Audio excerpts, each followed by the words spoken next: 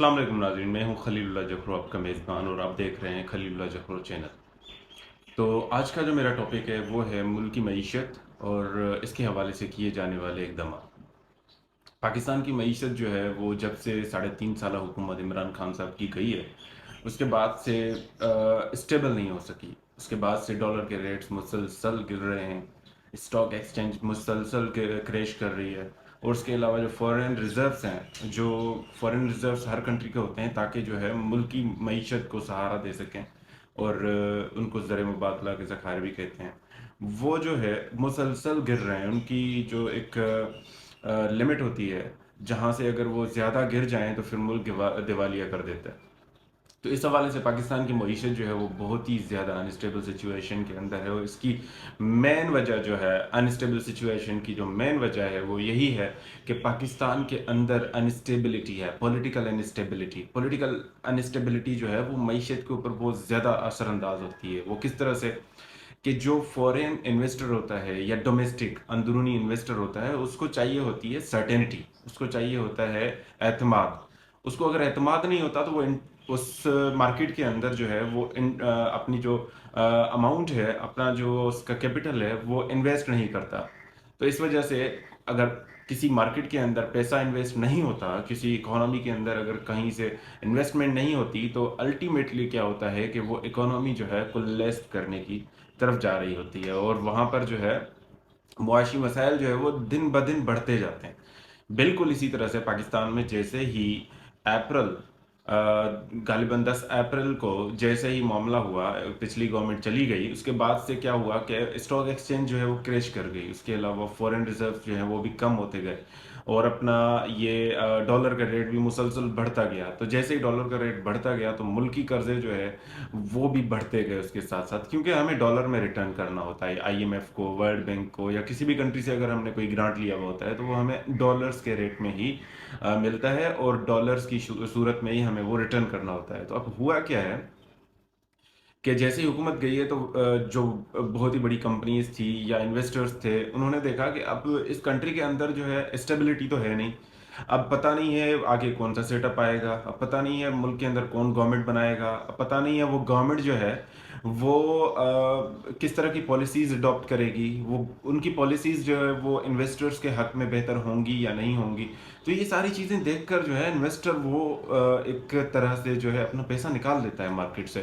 تو ہوا یوں کہ ایک اچھا خاصا ملک چل رہا تھا، اکانومی سنبھل گئی تھی، اکانومی ابھی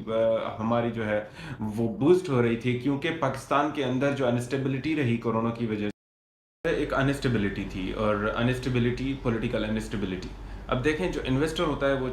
وہ چاہتا ہے کہ انہیں اسٹیبل اور ایک پیسفل ماحول ملے، ٹھیک ہے، اور ان کو یہ بھی چاہیے ہوتا ہے، سیکیورٹیز چاہیے ہوتی ہے وقت کے حکمران سے، کہ وہ جو ہے انوائرمنٹ جو ہے اس طرح کا کریٹ کریں گے کہ ان کے بزنس کو جو ہے فروغ مل سکے۔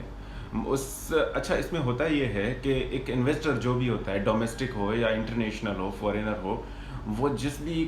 کنٹری کے اندر آ کر جب انویسٹ کرتا ہے تو وہ چاہتا ہے کہ مجھے جو ہے انٹرسٹ ملے۔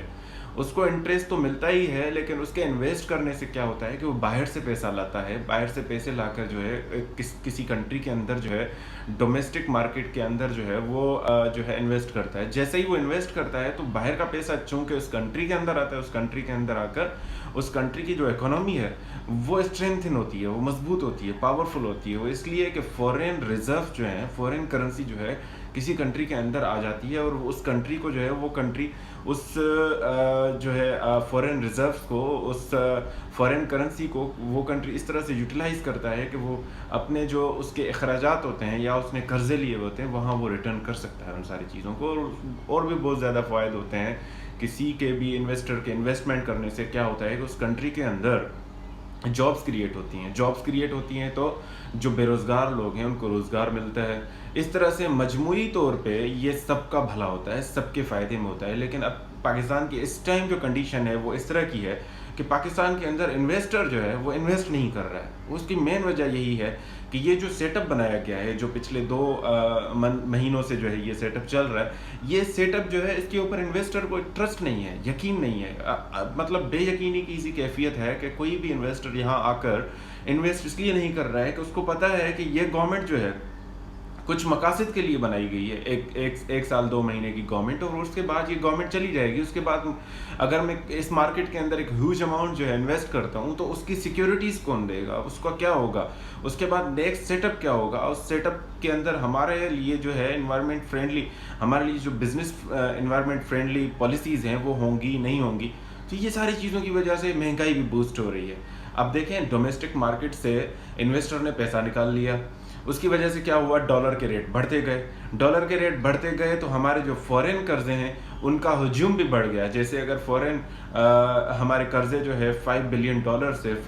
मतलब इसको अगर देखा जाए फॉर इंस्टेंस, अगर $5 मिलियन थे तो $5 मिलियन जो है वो हमें रिटर्न करने थे। लेकिन अब चूंकि रेट डॉलर का पहले था 180 रुपये, अब हो गया 190 200 रुपये, तो वो जो 20 रुपीज़ जो फ़ी डॉलर रेट बढ़ा है वो भी हमें देना पड़ेगा। तो इस वजह से ये सारी चीज़ें अफेक्ट करती हैं। इसमें होता ये है कि जब तक जो है सर्टेनिटी की कैफियत नहीं हो जाती पैदा, और अगर जब से जो है कोई 5 इयर्स का मैंडेट लेकर कोई नई हुकूमत नहीं आ जाती इलेक्शंस के ज़रिए, जब तक जो है ये अनसर्टेनिटी और गैर यकीनी की जो कैफियत है ये बरकरार रहेगी। इसका जो है हल सिर्फ और सिर्फ इलेक्शंस हैं, क्योंकि इन्वेस्टर जब ही आएगा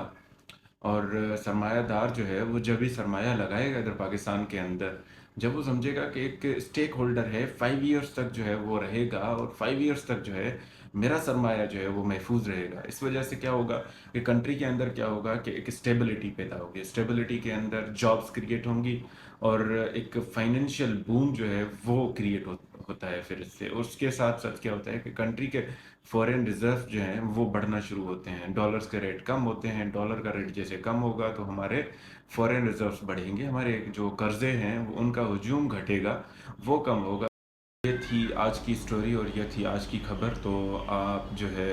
अपना ख्याल रखिएगा और अपने इस चैनल का भी ख्याल रखिएगा, और सब्सक्राइब करना नहीं भूलिएगा, और उसके अलावा इस अपने चैनल को प्रमोट करना, शेयर करना भी नहीं भूलिएगा। मज़ीद मिलते हैं फिर नए एक वीडियो के साथ और एक नए टॉपिक के साथ। जब तक के लिए इजाज़त दीजिए, अपना ख्याल रखिए। अल्लाह हाफिज़।